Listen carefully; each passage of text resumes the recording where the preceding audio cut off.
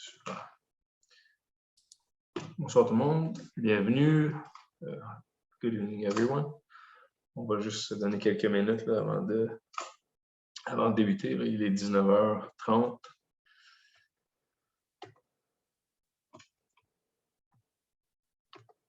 Il y a des gens qui se joignent à nous.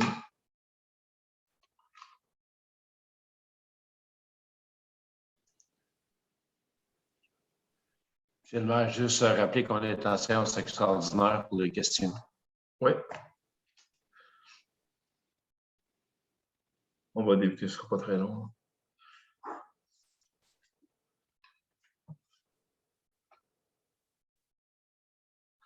Donc d'abord, je dirais, si on revient, vous savez, il y a eu les élections en début novembre, puis depuis, le calendrier de travail normal du Conseil est un peu,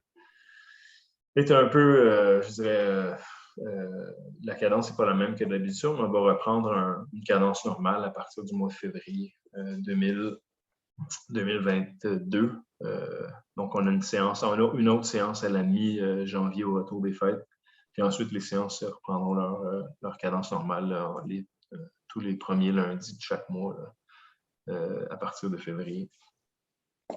As I was just saying, since the election, we've been I'd say our calendar has been somewhat disrupted, and we'll be back to a normal schedule starting on the first Monday of February 2022. So we have an ordinary council meeting planned on January 17th, and then we're back to a normal schedule. So, ouais, puis ouais, là, évidemment, ce qui est prévu, là, on pensait un retour en personne, en présentiel, à la mi-janvier. Maintenant, avec ce qui se produit, là, donc ce soir, par exemple, les conseils municipaux qui avaient une rencontre prévue en personne, on a tous reçu une communication de la province à l'effet qu'on devait passer en vidéoconférence, ou en tout cas de ne pas le faire devant le public. Là. Donc, la situation se corse.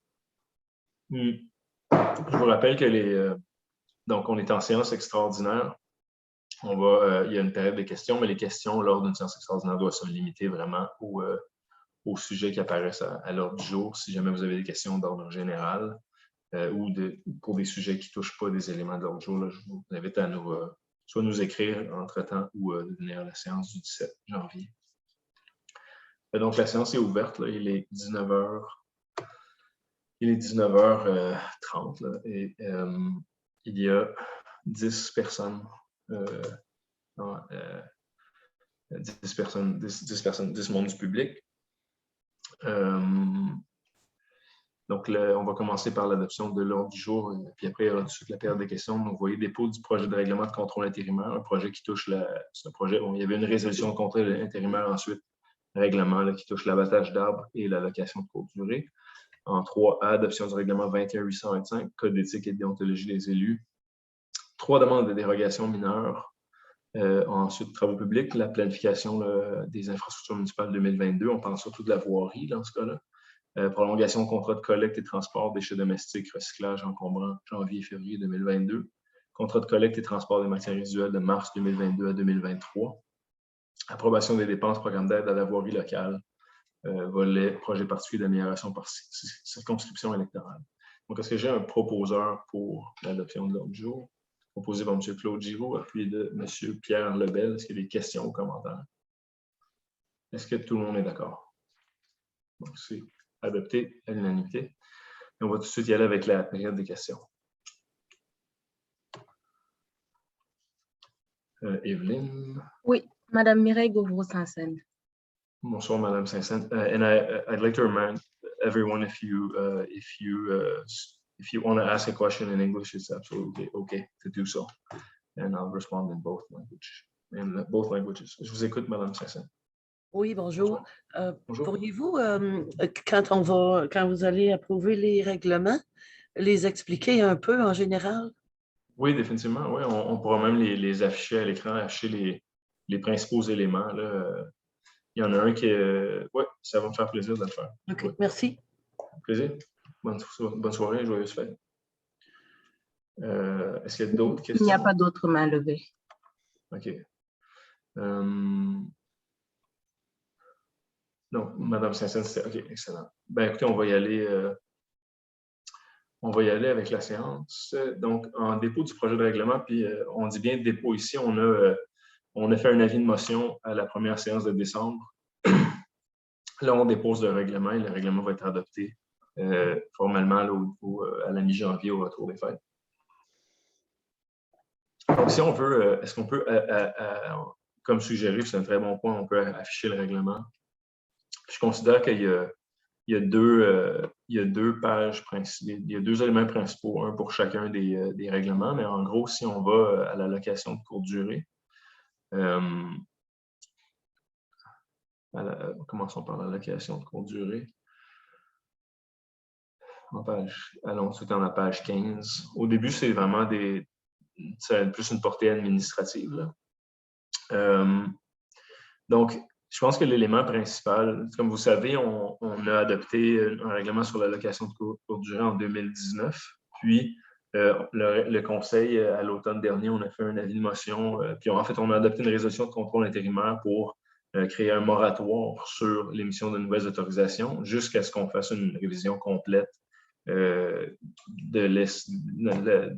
la partie de notre règlement de zonage qui touche l'allocation de courte durée. Donc, le processus, quand on entame des mesures intérimaires, soit qu'on adopte tout de suite un règlement de contrôle intérimaire. Dans notre cas, on avait commencé par une résolution. Maintenant, on adopte un règlement de contrôle intérimaire. Puis ensuite, il y aura une révision du règlement de zonage.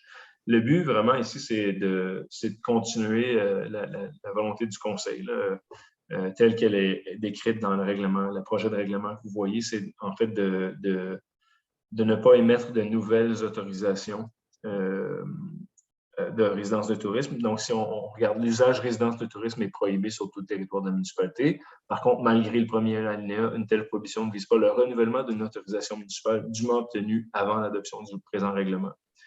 Maintenant, on vient préciser qu'il y a peut-être des gens qui avaient, dans le règlement précédent, on pouvait obtenir une autorisation lorsque les documents nécessaires à l'obtention étaient en voie d'être acceptés et approuvés.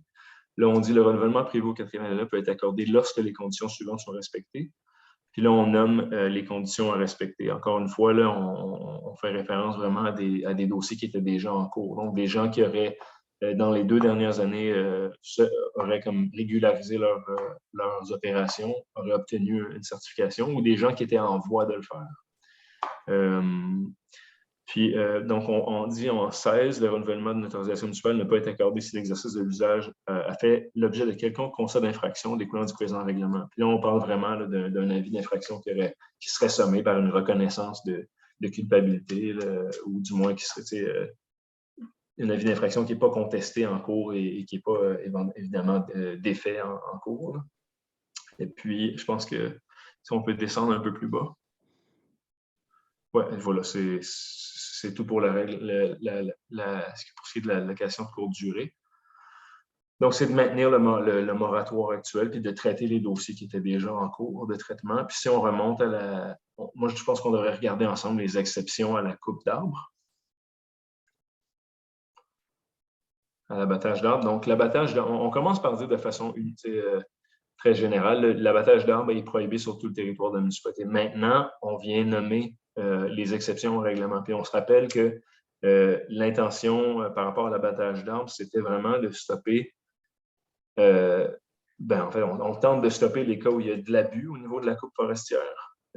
Puis, s'il y a de l'abus, aujourd'hui, on a un moyen législatif pour intervenir, puis qu'il y a des conséquences. Donc, on commence par dire que systématiquement, l'abattage d'arbres est proscrit. Par contre, on nomme ensuite une série d'exceptions. Si on peut aller tout de suite plus bas, M. Derry, puis on va remonter par la suite, là, mais regardez, retenez ici les interventions prévues au paragraphe A, B, C, D, E, F ne sont pas assujetties au processus d'obtention d'un certificat d'autorisation. Donc, si on remonte de A à F, les exceptions, on peut couper des arbres malades menaçants, nuisibles ou morts. Dans le cas d'une coupe d'assainissement, pour avoir du bois de chauffage à des fins personnelles uniquement non destinées à la commercialisation ou à la revente, pour dégager l'espace nécessaire à l'implantation d'un bâtiment principal, construction d'accompagnement, etc. Dans le fond, ici, on a obtenu un permis municipal pour une construction, une rénovation, puis il y a des coupes qui sont nécessaires dans le cadre du permis, on peut faire la coupe. Pour l'autoconstruction pour des fins personnelles et aux fins agricoles sur des terres en culture. Maintenant, dans les autres cas qui sont décrits, il doit y avoir une communication avec la municipalité. Là. Il doit y avoir une interaction avec la municipalité. Dans le cadre d'une autorisation municipale, c'est une signature de protocole d'entente de travaux pour la transformation artisanale sur place du bois et sa mise en marché. Ici, on veut vraiment avoir une idée de l'ampleur de la coupe là, artisanale. Aux fins commerciales, selon les règles établies par les règlements en vigueur, donc notre règlement de zonage actuel couvre quand même là, la coupe commerciale. Là, on parle de quantités qui, actuellement, là, au règlement de zonage, sont des quantités qui sont supérieures à 100 cordes par année, là, qui doivent faire l'objet d'un permis puis d'un plan d'aménagement, etc. Aux fins d'implantation, à l'implantation d'entretien d'une infrastructure municipale, aux fins d'implantation des services d'aqueduc, ça, c'est des éléments qui apparaissent dans la loi sur l'aménagement et l'urbanisme, si je ne me trompe pas, ou sur la qualité de l'environnement.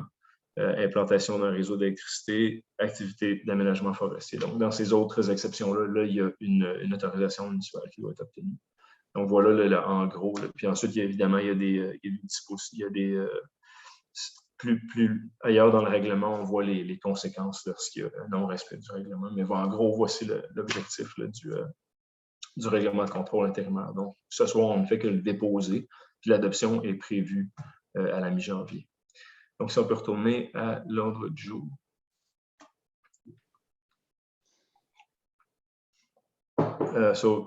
Just to be clear, tonight we're simply making public the draft bylaw, and its adoption is planned for mid-January.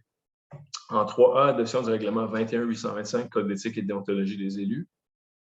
Donc, il y a eu un avis de motion qui a été donné à la séance ordinaire du Conseil tenue le 6 décembre 2021. Il y a eu de légères modifications, là, des précisions par rapport à la notion de confidentialité, mais autrement, là, il n'y a rien qui change de façon importante l'objectif et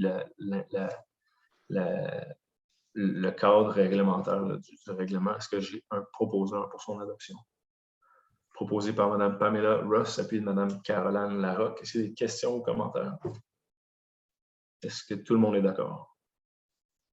Juste faire un signe bien clair, merci. Donc, c'est adopté à l'unanimité. On passe maintenant aux 3 dérogations mineures. Donc, 3 dérogations qui avaient, je pense que dans tous les cas, c'est qui avaient fait objet de recommandations lors d'une séance du CCU, si on descend, M. Derry. Séance du CCU qui avait eu lieu. C'était le 30 novembre 2021. Donc, puis si on regarde en fait les demandes reçues puis les recommandations, je pense que l'objectif du Conseil, c'est de suivre les recommandations du CCU. Donc, dans le premier cas, pour le 89 Maranthe-Sud, c'est d'autoriser la demande de dérogation mineure pour la propriété pour l'implantation de la résidence et du patio dans la marge de recul riveraine du milieu humide, conditionnellement à ce que les marges de recul riveraines soient supérieures à la demande initiale. Donc, une distinction par rapport à la demande initiale, soit de permettre la construction de la résidence à 25 mètres du milieu humide au lieu de 21 mètres et le patio soit à 24 mètres du milieu humide au lieu de 20 mètres. Puis le CCU recommande de refuser la demande de dérogation mineure pour permettre la construction du garage annexé à l'intérieur de la marge de recul riveraine, considérant qu'il est possible d'implanter conformément à la norme réglementaire en déplaçant la résidence sur le terrain, donc en revoyant, dans le fond, les éléments qui avaient été fournis à la demande, on peut éviter une inclusion dans la marge de recul riveraine. Est-ce que j'ai un proposeur proposé par M. Pierre Lebel, appuyé de Mme Pamela Ross? Est-ce qu'il y a des questions ou commentaires là-dessus? Est-ce que tout le monde est d'accord? Ça va. Mme Ross, ça va. Donc, c'est adopté à l'unanimité. En 4B, demande de dérogation mineure 23 chemin George Clark pour la construction d'une terrasse surélevée, donc un patio dans la marge de recul riveraine du lac. La construction, on s'en remonte un peu, M. Derry. Au titre, ben, c'est ça. Ça va? OK. C'est bon. Est-ce que ma connexion est correcte? Vous m'entendez bien? Faites-moi signe si jamais ça changeait. Bon, pour l'agrandissement de la résidence dans la marge de recul riveraine, l'agrandissement du garage conventionnel dans la marge de recul riveraine. La demande vise à permettre l'agrandissement de la résidence familiale, isolée à 8,42 mètres de la ligne des Hautes-Eaux, alors que la norme est de 15 mètres. L'agrandissement du garage conventionnel à 13 mètres, alors que la norme est de 15 mètres. et la construction d'un patio dans la rive lorsque l'article 19.5.2 n'autorise pas de patio dans la rive. Et donc là, on est au 14 chemin Rutherford. Et puis, bon, suite à l'analyse du CCU, le conseil, en fait, le CCU recommande de refuser la demande de dérogation mineure, considérant que la résidence peut être agrandie en achetant un étage et que le garage conventionnel et les patios ne sont pas des éléments essentiels à l'objectance de la propriété et qu'il faut minimiser les impacts des constructions à proximité des zones de mouvement de masse. Donc, il y a cette notion-là dans la loi sur l'aménagement et l'urbanisme, la dérogation mineure. Si le refus de la dérogation cause un préjudice aux demandeurs, je dirais que c'est un argument favorable à son acceptation. Dans ce cas-ci, on considère que ce n'est pas le cas et qu'il y a des alternatives éventuellement. Donc ici, la recommandation, c'est de refuser la demande de dérogation mineure. Est-ce que j'ai un proposeur? Proposé par M. Claude Giroux, appelé de M. Richard Gervais. C'est des questions ou commentaires? Oui, Mme Pamela Ross. En sourdine. Oui, juste rappeler qu'on a sauté 4B. Oh, OK, oui. Non, il y a eu tout un... Okay. C'est peut-être tantôt quand on cherchait. Là, Oh, sorry. Aucun problème. On s'excuse. Merci, Pam. Président du CCU. Oui, président du CCU en 4B. On pourrait-tu finir celle qu'on ouais, un peu avant de... Donc, est-ce que c'est un très bon point, Claude? Est-ce que, est-ce que tout le monde est d'accord? C'est bon? Caroline, ça va? Donc, la résolution est adoptée à l'unanimité, donc la demande est refusée. Okay. Si on retourne, là, on retourne à... OK, en 4. OK. Bon. On n'avait pas commencé par George Clark. Ou c'était Mahan? Non, c'est ça, c'était Mahan. Donc, c'est bon, c'est bon. Donc, demande de dérogation mineure 23 chemin George Clark pour la construction d'une terrasse surélevée dans la marge de recul riverain du lac, la construction d'une terrasse surélevée d'une largeur supérieure à 5 mètres dans la zone tampon et la construction d'une terrasse surélevée d'une superficie supérieure à 25 mètres carrés dans la zone tampon. Donc on comprend les éléments de la demande, puis une fois analysé le CCU, la recommandation du CCU, elle est résumée ici, recommande d'accepter la demande de dérogation mineure afin de permettre l'implantation d'un patio dans la marge de recul riveraine, conditionnement à ce que le patio ait une superficie maximale de 25 mètres carrés, donc il respecte le règlement de zonage pour la superficie dans la zone tampon, une largeur maximale de 5 mètres, et de refuser pour permettre une superficie supérieure, et de refuser la demande afin de permettre un patio d'une largeur supérieure à 5 mètres. Considérant qu'il est possible de respecter ces normes, les normes édictées par l'article 19.5 du règlement et ses amendements relatifs au zonage. Donc, est-ce que j'ai un proposeur pour la résolution? Proposé par M. Daniel Meunier, appuyé de M. Francis Beausoleil. Est-ce qu'il y a des questions ou commentaires? Puis, est-ce que tout le monde est d'accord? Donc, c'est adopté à l'unanimité. On peut descendre en 5.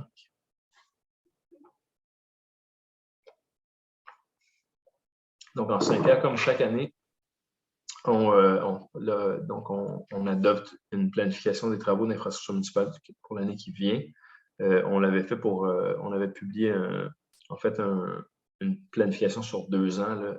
C'était en 2021. Puis, bon, il y a eu quand même, on connaît tous le contexte dans lequel on travaille tous là, actuellement. Et puis, il y a quand même bon nombre de projets là, qui ont dû être reportés pour différentes raisons, là, dans bien des cas qui sont reliés à l'externe. Question de services d'ingénierie, services de génie conseil, disponibilité de la main-d'œuvre, etc. Puis là, si on revient un peu sur les grands principes, il y a des travaux qui sont effectués en régie interne, en tenant compte des ressources disponibles, de la planification établie, des urgences, donc par les équipes à l'interne, par l'équipe des travaux publics. Puis il y a des travaux qui sont effectués par voie contractuelle. On tient compte des sommes disponibles à cet effet. Puis là, évidemment, il y a différents moyens pour défrayer les coûts des travaux qui sont prévus, des budgets internes, des subventions obtenues de différentes enveloppes gouvernementales. Les travaux sont normalement effectués selon les priorités établies, le tout en fonction des éléments suivants, donc les questions de sécurité publique, le drainage des routes, le grade établi par la firme externe au plan d'intervention 2009-2014. Donc, encore des outils là, qui sont pertinents à suivre, des efforts de caractérisation qui datent de 2009-2014, les travaux requis suite aux inondations de 2017 et 2019. Là, on sait qu'il y a quelques projets qui sont très longs. Il faut suivre tout le cadre de gestion du ministère de la Sécurité publique, ça prend du temps. Puis des projets de développement à court et à moyen terme. La planification 2002 fut présentée au Conseil lors de la dernière. Guillaume, il manque quelque chose, là, ou pardon, on enlève à la dernière. Oui, en fait, il fut présenté lors du comité plénier du 13 décembre 2021. Le conseil municipal, merci, pourra, selon les circonstances, urgence, haute considération, opportunité, modifier la planification des travaux effectués en 2022. Donc, en gros, il y a eu une analyse complète là, des travaux en cours, des trucs qui ont déjà fait l'objet de planification, des priorités qui ont été présentées et soumises aux membres du conseil. Puis, on va à travers, on peut passer à travers la liste si vous voulez. Donc, ouais, puis ça serait c'est un exercice qui pourrait être assez long. En fait, la liste est disponible là, sur le site web. Donc, est-ce que j'ai un proposeur? Proposé par M. Claude Giroux, appuyé de M. Francis Beausoleil. Est-ce qu'il y a des questions ou commentaires? Donc, est-ce que tout le monde est d'accord? Donc, c'est adopté à l'unanimité. Vraiment, encore une fois, on essaie de donner le go le plus tôt possible aux équipes parce que tout le processus de planification des travaux, puis le processus d'appel d'offres aussi qui est assez lourd. Donc, encore une fois, je pense que c'est bien de réussir à donner le go là, avant la fin de l'année. En 5B, prolongation du contrat 2016 SOU 320-018, le contrat qui, à l'époque, collecte, transport et disposition des déchets domestiques, des matières recyclables, des résidus domestiques dangereux et des encombrants. Donc, on se rappelle là, l'entreprise avec qui la municipalité fait affaire depuis bon nombre d'années, c'est l'entreprise Aimé Fleury Trucking. Maintenant, le contrat actuel se termine au 31 décemembre et puis l'entreprise met fin à ses activités. Donc, le but de la résolution ici, c'est de nous donner, en fait, puis ça s'est discuté là, dans les derniers mois, l'entreprise nous offre, en fait, à notre demande, puis on a fait une déclaration à cet effet-là. On demande une prolongation du contrat de 2 mois, puis le prochain contrat de collecte, lui, commencera donc au 1er mars. Donc, ici, les modalités du contrat, c'est-à-dire les coûts, etc., sont vraiment, dans le fond, une indexation en fonction des critères du contrat qui avait été adopté à l'époque pour les années 2016 à aujourd'hui. Et puis, la résolution, donc, c'est pour, encore une fois, nommer, c'est pour prolonger le contrat de Aimé Fleury pour le prix de 89 085 $ avant les taxes par mois pour les mois de janvier et février. Est-ce que j'ai un proposeur? Proposé par M. Pierre Lebel, appuyé de Mme Pamela Ross. Est-ce qu'il y a des questions ou commentaires? Est-ce que tout le monde est d'accord? Donc, c'est adopté à l'unanimité. Ensuite, ici, on voit le résultat de notre dernier appel d'offres pour le contrat de collecte et transport de matières résiduelles et déchets, matières organiques, matières recyclables et encombrants. Donc, l'appel d'offres 2021 SOU 320-032. Donc, on mentionne ici la fin du contrat actuel. On mentionne la prolongation qu'on vient juste d'adopter par résolution. L'appel d'offres qui a été publié en novembre 2021 pour la collecte et le transport de matières résiduelles, déchets, matières organiques, matières recyclables et encombrants. On se rappelle ici, juste préciser, évidemment, c'est un objectif dans le plan stratégique de la municipalité, une orientation provinciale aussi. Là, on met en place, comme l'ont fait Kentley, Chelsea, comme on fait bon nombre de municipalités de la MRC Vallée de la Gatineau. Notre voisin au nord, la collecte de 3e voie. Cette collecte-là débutera, elle, en mai 2022. Au niveau de RDD, on se rappelle que l'an dernier, donc à l'époque, le contrat, il y avait une somme précise là, pour la collecte des RDD. C'est une pratique auquel on a mis fin à la pêche. Maintenant, on fait... et puis autour des raisons qui sont de nature réglementaire et qui touchent la santé et la sécurité. Maintenant, on va plutôt se concentrer sur des exercices de de récupération là, par dépôt. Donc, on fera des communications à cet effet-là. Mais donc, c'est ça. Donc, les grandes distinctions au niveau des contrats, c'est l'augmentation du service au niveau de la collecte de troisième voie, la collecte du compost. Il y a une seule soumission qui a été reçue, location Martin Lalonde, pour 2 294 805,52 $. La soumission est conforme. C'est une entreprise qui dessert, entre autres, là, actuellement, la municipalité de Cantley. Puis oui, la municipalité peut, si elle n'a reçu qu'une seule soumission conforme, s'entendre avec le soumissionnaire pour conclure le contrat à un prix moins que celui proposé dans la soumission sans toutefois changer les autres obligations. Donc, on verra, une fois que le contrat est démarré, là, comment on peut optimiser là, le service, une fois qu'on va voir comment le transfert s'est fait. Puis je dirais aussi que ça tombe assez bien. Là. On a quelques mois de transition après les fêtes, puis ensuite, il y aura quelques mois de collecte de déchets et de recyclage avant l'implantation de la collecte de matières organiques. Donc, ça devrait bien aller. Est-ce que j'ai un proposeur? Proposé par M. Claude Giroux, puis M. Richard Gervais. Est-ce qu'il y a des questions ou commentaires? OK. Est-ce que, je ne sais pas s'il y a eu une urgence du côté de M. Meunier? On va juste... Oui. Est-ce qu'il y a des questions ou commentaires? Est-ce que tout le monde est d'accord? Daniel Meunier? C'est bon. Donc, c'est adopté à l'unanimité. Puis évidemment, il y a bon nombre de communications qui vont suivre là, dans les prochaines semaines, dans les prochains mois, là, pour bien planifier la transition. 5D, approbation de dépenses, programme d'aide à la voirie locale, PAVL, volet projet particulier d'amélioration par circonscription électorale.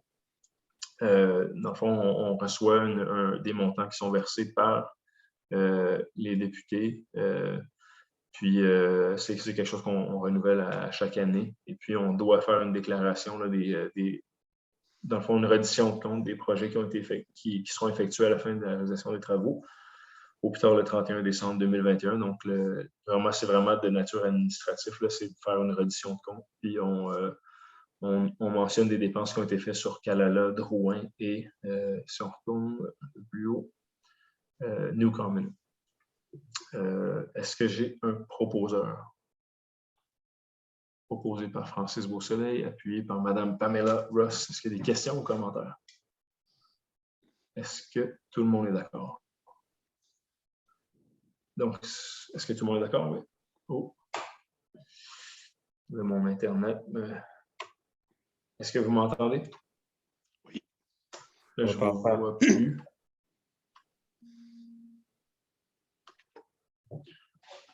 Est-ce que vous m'entendez? Oui.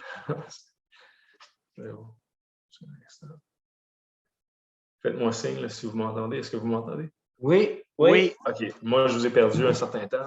Ça veut dire que votre connexion est instable.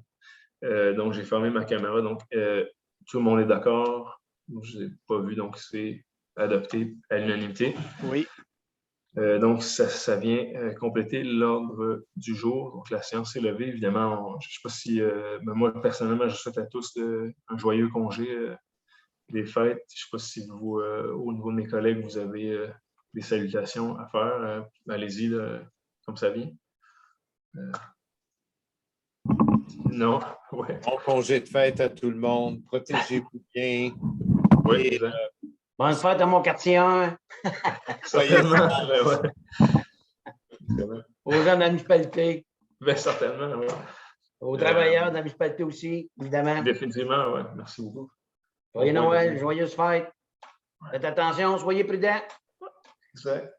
Bonne Merci. soirée. Sur ce, je vous souhaite à tous une bonne fin de soirée, puis on se revoit là, en janvier. Puis aux membres du conseil, est-ce qu'on devrait juste rester un instant? Donc, on peut faire.